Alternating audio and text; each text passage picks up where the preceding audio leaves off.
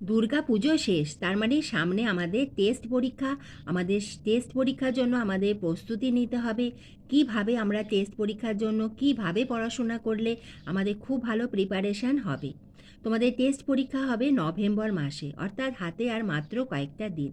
এই কয়েকটা দিনে আমরা কিভাবে পড়লে আমাদের প্রিপারেশান এত ভালো হয় যাতে আমাদের মাধ্যমিকের রেজাল্ট খুবই ভালো হয়। তোমাদের বাড়িতে যদি কোনো গেস্ট আসেন, আমরা সবসময় কী করি না, খাবারটা আগে একটু টেস্ট করে নিই যে কেমন খেতে হয়েছে, সেখানে নুন ঝাল সব কিছু ঠিক আছে কি। ঠিক একই রকমভাবে আমরা যখন মাধ্যমিক পরীক্ষা দিতে বসবো, তার আগে আমাদের টেস্ট পরীক্ষা হয় আমাদেরকে পরীক্ষা করার জন্য যে আমরা মাধ্যমিকের জন্য কতটা প্রিপেয়ার, বা আমাদের কোনখানটা এখনও আরেকটুখানি রেডি করতে হবে। সেজন্য টেস্ট পরীক্ষা কিন্তু খুবই গুরুত্বপূর্ণ।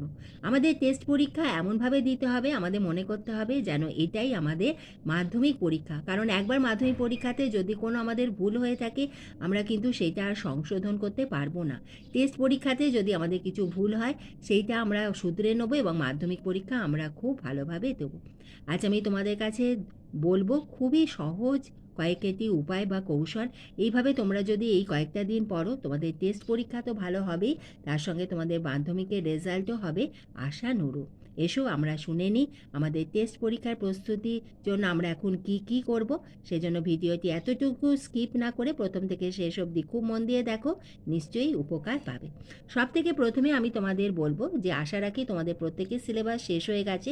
যদি এখনও তোমাদের সিলেবাস কিছুটা বাকি থাকে, সব থেকে আগে কিন্তু তোমাদের সিলেবাস কমপ্লিট করো, এবং সেটা কিন্তু প্রতিটি বিষয়। কারণ আমাদের মাধ্যমিকে যে 700 নম্বরের পরীক্ষা হবে, সেটি কিন্তু আমাদের 7টি বিষয়ের ওপরই হবে।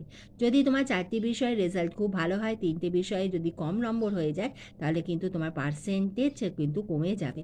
সেজন্য সব থেকে প্রথমে আমাদের সিলেবাস শেষ করতে হবে। আমরা সিলেবাস যখন শেষ করব, তখন কিন্তু আমাদের আরেকটা জিনিস খেয়াল রাখতে হবে, আমরা আগে যেইটা পড়েছি যেন সেইটা ভুলে না যাই। সেজন্য সপ্তাহে অন্তত একটা বা দুটো দিন আমাদের সময় দিতে হবে আমাদের রিভিশনের জন্য। পুরনো যেইটা রয়েছে সেইটা রিভিশন। কিভাবে আমরা রিভিশন করব? রিভিশনের জন্য যদি তোমার কোনো নোটস থাকে সেইটা পড়ো, যেগুলো ইম্পর্টেন্ট প্রশ্ন সেইটা পড়ো, আর সঙ্গে কিন্তু আমাদের অতি অবশ্যই পড়তে হবে ছোট প্রশ্ন। কারণ আমাদের মাধ্যমিকের খুবই গুরুত্বপূর্ণ একটি বিষয় হলো MCQ SAQ। আমাদের যে প্রশ্ন থাকে সেখানে আমাদের MCQ SAQ তো 35 থেকে 40 নম্বর থাকেই। অনেক সময় আমাদের যে বড় প্রশ্ন থাকে সেখানেও কিন্তু আমাদের 1+ করে আমাদের ছোট প্রশ্ন থাকে। এবার প্রশ্ন আমরা এই ছোট প্রশ্ন কিভাবে রেডি করব, তার জন্য কিন্তু আমাদের সব থেকে প্রথমে করতে হবে আমাদের লাস্ট ইয়ার্সের যে প্রশ্ন, অর্থাৎ প্রিভিয়াস ইয়ার্স কোয়েশ্চেন্স। সেটা কবে থেকে? মাধ্যমিক 2017 থেকে 2025 অবধি। কেন আমি মাধ্যমিক 2017 বললাম? কারণ আমরা অর্থাৎ 2026-এ আমরা মাধ্যমিক পরীক্ষা দিচ্ছি। আমাদের যে সিলেবাস শুরু হয়েছিল, সেই সিলেবাসে প্রথম পরীক্ষা হয়েছিল মাধ্যমিক 2017 থেকে। 2017 থেকে 2025 অবধি প্রশ্নপত্র যদি আমরা দেখি, আমরা যদি সেই প্রশ্নগুলো রেডি করি, আমাদের তাহলে ধারণা হবে কী ধরনের প্রশ্ন আসছে, বইয়ের কোন টপিক্সটা ইম্পর্টেন্ট। কারণ তোমরা যখন 2017 থেকে পড়বে, তখন বুঝতে পারবে যে কোয়েশ্চেনের প্যাটার্নটা কীরকম, এবং সেই টপিক্সের ওপরই কিন্তু আমাদের প্রশ্ন এসে থাকে। কারণ এই দীর্ঘ 8 বছরের প্রশ্ন তোমরা রেডি করলে কিন্তু তোমাদের প্রিপারেশান অনেকটাই রেডি হয়ে যাবে, 75 থেকে 80%। এই প্রশ্ন এবং উত্তর তোমরা কোথায় পাবে?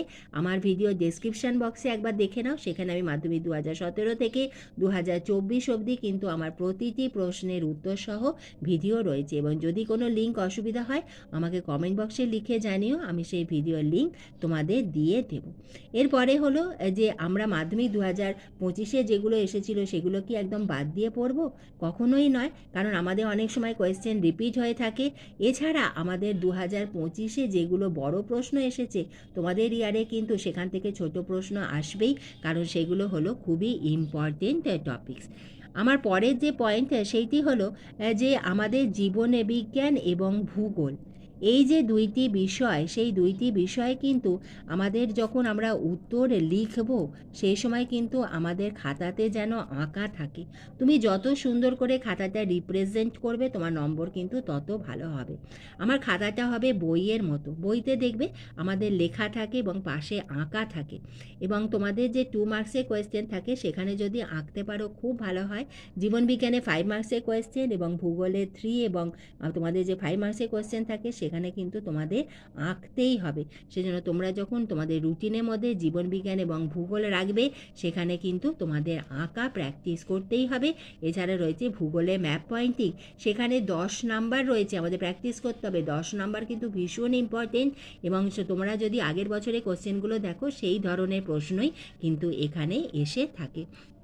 এরপরে হলো 6 নম্বরে হলো আমাদের খুবই গুরুত্বপূর্ণ একটি বিষয়, সেটি হলো আমাদের অঙ্ক, গণিত। অঙ্কের জন্য আমাদের স্কুল থেকে যে গণিত প্রকাশ বইটি দেওয়া হয়েছে সেটা খুব ভালোভাবে প্র্যাকটিস করো।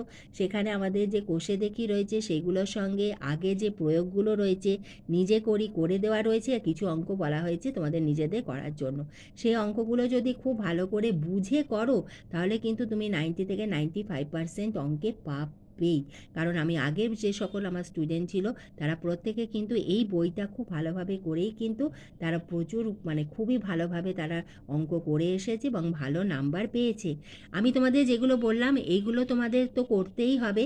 এরপরে তোমাদের যখন টেস্ট পরীক্ষা হয়ে যাবে, তারপর যখন তোমরা পরীক্ষা যে তোমাদের টেস্ট পেপার বেরোবে সেইটা তোমরা ধরে প্র্যাকটিস করো, তাহলেই তোমাদের ভালো পরীক্ষা হবে এবং ভালো রেজাল্ট হবে। এখন আমাদের আরেকটা জিনিস খুবই ইম্পর্টেন্ট, সেটা হলো যদি তোমরা পরীক্ষা দিতে পারো, সেই পরীক্ষা আমরা কিভাবে দেবো না, আমাদের টেস্ট পরীক্ষার যে কোয়েশ্চেন প্যাটার্ন, প্রশ্নের ধরন আমাদের মাধ্যমিকের সঙ্গে সমান হয়ে থাকে, একই হয়ে থাকে। সেজন্য তোমরা যদি ইয়ারের যে কোয়েশ্চেন, অর্থাৎ মাধ্যমিক 2017-র প্রশ্নটা তোমরা পরীক্ষা দিলে, একদিন 2018 দিলে, 19, তোমরা 2024 থেকে শুরু করো। আগে 2024 দিলে, 23 দিলে, 22 দিলে, 21-এ করোনা পরিস্থিতির জন্য পরীক্ষা হয়নি, 2020, এইভাবে তোমরা যদি ইয়ারে কোয়েশ্চেনগুলো পরীক্ষা দাও, তাহলে তোমাদের ধারণা হবে যে তোমাদের কতটা রেডি হয়েছে। পরীক্ষা দিতেই বুঝবে, ও এইখানটা তোমার অসুবিধা হচ্ছে, ওখানটা আমাকে আরেকবার পড়ে নিতে হবে, সেইখানটা তোমরা সেইভাবে পড়ে নিলে। অর্থাৎ পরীক্ষা দিতে হবে আমাদের, যদি সপ্তাহে অন্তত 2টো করে পরীক্ষা দিলে খুব ভালো হয়। এবং যদি পরীক্ষাটা তোমাদের মাধ্যমিকের যে পরীক্ষার সময়, সেই সময় যদি দিতে পারো তাহলে আরও ভালো হবে। তাহলে পরীক্ষা দিলে আমাদের হাতের স্পিড বাড়ে, কোনখানটা ভুল হয়েছে সেটা বুঝতে পারি, এবং কোনটা আমাদের খুবই ইম্পর্টেন্ট সেটা আমরা জানতে পারবো। এছাড়া আমাদের যে প্রশ্ন উত্তরের বই বা আগের বছরের দাদা দিদিদের যে টেস্ট পেপার, সেখান থেকেও পরীক্ষা দিতে পারো। তাহলে আমাদের অঙ্ক প্র্যাকটিস করতে হবে, পরীক্ষা দিতে হবে, এবং তোমাদের রুটিন করতে হবে। রুটিনে অতি অবশ্যই 7টি বিষয় যেন থাকে, এবং আমাদের তাহলে 8 নম্বরটা লিখে দিই, হলো আমাদের রুটিন করে পড়াশোনা করতে হবে, যাতে কোনো বিষয়টাই আমাদের যাতে বাদ না পড়ে যায়। এবং 9 নম্বর হলো যে আমাদের একটা প্রতিদিন ঠিক করে রাখতে হবে, রাত্রিরে শোবার আগে আমি পরের দিন এইগুলো পড়ব। এবং অতি অবশ্যই চেষ্টা করবে তুমি যেগুলো ঠিক করেছো আজ আমি এইগুলো পড়ব, সেই টার্গেটটা যেন ফুলফিল হয়। কারণ তুমি যদি তোমার যে সিলেবাসে রেখেছো যে আজ আমি রুটিনে যেগুলো তোমার রয়েছে সেটা যদি তুমি কমপ্লিট না করতে পারো, তাহলে কিন্তু তুমি পিছিয়ে যাবে, কিন্তু তোমার পরীক্ষা কিন্তু পেছোবে না। সেজন্য তোমার যে টার্গেট, তুমি যে ঠিক করছো কাল আমি কী পড়বো, সেটা কিন্তু আমাদের ঠিক করতে হবে পরীক্ষার আগের দিন রাত্রিরে। কারণ সকালে উঠে যদি ঠিক করো, সেখানেই অনেকটা সময় বেরিয়ে যাবে। আগের রাত্রিরে আমরা ঠিক করে নিলাম, এবং পরের দিন অতি অবশ্যই আমি সেটা ফুলফিল করব, এবং পরে রাত্রিরে সবার আগে টিক দেবো যে হ্যাঁ এইগুলো আমি করেছি। আরেকটা জিনিস হলো একটা নোট খাতা করতে হবে। সেই নোট খাতাতে অতি অবশ্যই গুরুত্বপূর্ণ যে ফর্মুলা, এবং পরীক্ষা আমরা যখন দিই বা তুমি ধরো লিখছো বা কোনো অঙ্ক করার সময় দেখবে যে সেই জায়গাটাই প্রত্যেকবার তুমি ভুলে যাও বা তোমার ভুল হয়, সেটা কিন্তু আমাদের নোট খাতাতে লিখে রাখতে হবে। এছাড়া আমাদের নোট খাতাতে লিখে রাখতে হবে ভৌতবিজ্ঞানের ফর্মুলা, তার সঙ্গে ইতিহাসে যে তারিখগুলো, যে সালগুলো খুবই ইম্পর্টেন্ট, সেগুলো আমাদের কিন্তু লিখে রাখতে হবে। আমাদের বইয়ের শেষের দিকে, প্রতিটি অধ্যায়ের শেষেতে দেখবে সেই সালগুলো রয়েছে, সেগুলো কিন্তু ইম্পর্টেন্ট সালগুলো লিখতে হবে। কারণ আমাদের ইতিহাসে বড় প্রশ্ন লেখার সময় তোমরা যদি সেখানে সালগুলো বা তারিখগুলো দিতে থাকো, তাহলে কিন্তু খুব ভালো নাম্বার হবে। আমাদের ইতিহাস এবং অঙ্ক পরীক্ষার আগে শুধু ছুটি থাকে, আমাদের পরপর পরীক্ষা হয়। সেজন্য পরীক্ষার আগের দিন রাত্রিরে বা সকালে একবার যদি সেই নোট খাতাটা তোমরা দেখে নাও যে আমাদের কোনখানটা অসুবিধা হয়, তাহলে কিন্তু পরীক্ষার সময় দেখবে সেইটা আর তোমাদের ভুল হবে না। সেজন্য নোট খাতাটা ভীষণ ইম্পর্টেন্ট, একটা নোট খাতা করতেই হবে। তার সামনে থেকে ধরো অঙ্কের ফর্মুলা লিখলে, তারপরে তোমাদের ভৌতবিজ্ঞানের ফর্মুলা লিখলে, তারপরে ইতিহাসে সাল লিখলে এবং তারপরে লিখলে যেখানটা তোমার খুবই অসুবিধা হয়। একটা কি দুটো নোট খাতা করলেই সবই তোমাদের হয়ে যাবে, যদি ভাগ করে করো। কোনো তার সামনে থেকে করলে বা ইতিহাসটা তোমরা শেষের দিক থেকে করলে, এইভাবে করে তোমাদের নোট খাতাটা রাখো, তাহলে কিন্তু খুবই উপকার হবে। এবং আরেকটা জিনিস বলবো যে তোমাদের কিন্তু খুব মন দিয়ে পড়তে হবে, কারণ আমাদের হাতে আর মাত্র, আমি যদি টেস্ট পরীক্ষা বলি, নভেম্বর মাসের টেস্ট এবং তারপরেই রয়েছে তোমাদের মাধ্যমিকের পরীক্ষা। এবং এই পরীক্ষা কিন্তু খুবই ইম্পর্টেন্ট, তোমাদের জীবনের সব থেকে প্রথম বড় পরীক্ষা এবং খুবই গুরুত্বপূর্ণ পরীক্ষা। সবাই খুব ভালোভাবে পড়ো, মন দিয়ে পড়াশোনা করো এবং প্রত্যেকে তোমাদের আশানুরূপ নম্বর পাবে। আমি এবং আমার স্টাডি ফর এডুকেশনের চ্যানেলের পক্ষ থেকে আমি সেই আশাই তোমাদের জন্য রাখি, এবং আমি তোমাদের পরের ভিডিওতে তোমাদের খুবই গুরুত্বপূর্ণ সাজেশন দেব।